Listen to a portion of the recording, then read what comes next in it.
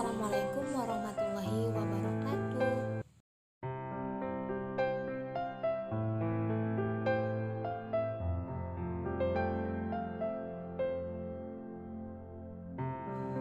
Okay guys, I will explain about the material translation method.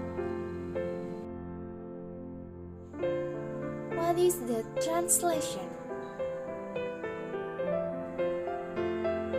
The translation method is a macro part of the world of linguistics. So to study macrolinguistics, it is necessary to look at it from a microlinguistic perspective. We must introduce variables that ethnographers should refer to in classifying certain speech events.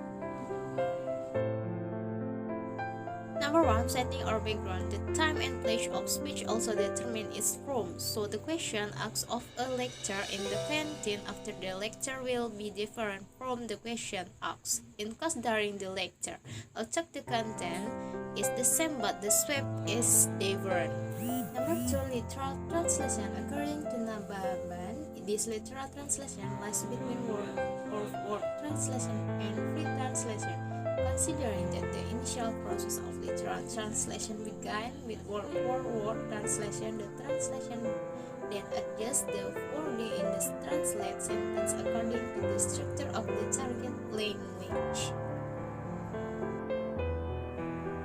Number 3, purpose. Some of the real purpose of objective of speech are persuasion or convincing or being suggesting why and so on.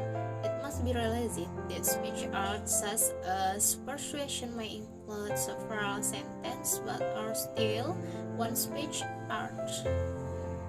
Therefore, he must use this name or label to express the tone, manner, or spirit soul in which the speech is performed. So advice can be given in a familiar way or in a random way. Compare the following sentence. You shall save little by little in your old game. If you don't save money, you will feel the consequences later in old age. Number 4, content. What the speaker is talking about also determines the choice of language. Must talk about the vocabulary of sign. Number 6, channels. There are two main channels for verbal communication, namely speech or writing.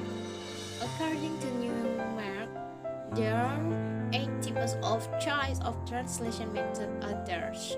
Number 1, word-for-word translation.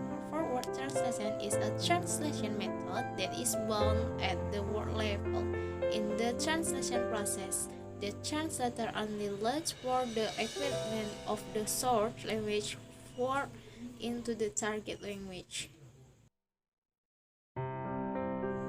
Number 2, literal translation. According to Nababan, this literal translation is between word-for-word translation and free translation. Considering that the initial process of literal translation began with word-for-word translation, the translation then adjusts the wording in the translated sentence according to the structure of the target language. Number 3, method translation. Method translation uses the principle of uploading the intent and purpose of the search language text so that the translation result will stick in forget. According to Rohaya Maiseli, method translation tries to produce contextual meaning of the search language text, again by being limited by its grammatical structure.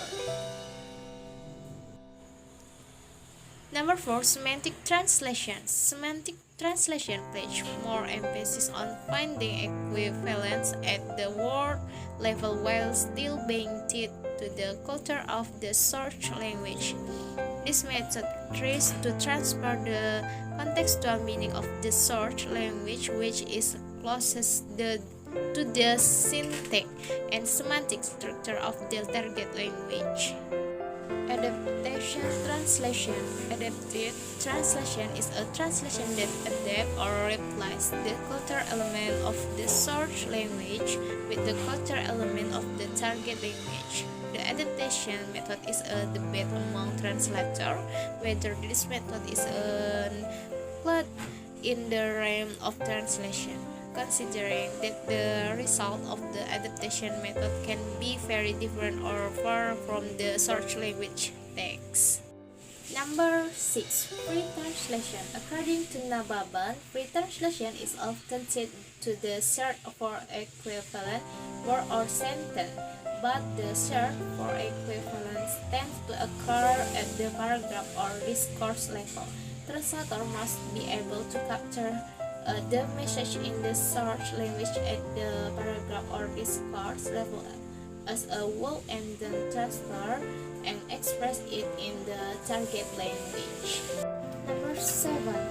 Idiomatic translation. The translation method is reproducing message in the source language, but tend to use expressions that are not found in the source language. For example, legal term from the common law system United States right. Number 8. Communicative translation. Translation that seeks to reproduce accurately the contextual meaning of the source language in such a way that both the content and the language can be accepted and understood by the target language writer. For example, in the translation of advertisement, brochures, and others. The conclusion of the translation method material is the author can conclude that translation is not an easy thing. We need a method of doing it, not just translation.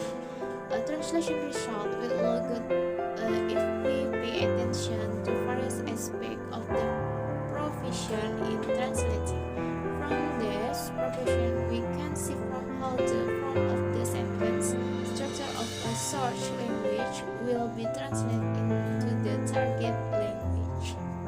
Okay guys, enough for the material translation method. Thank you for watching.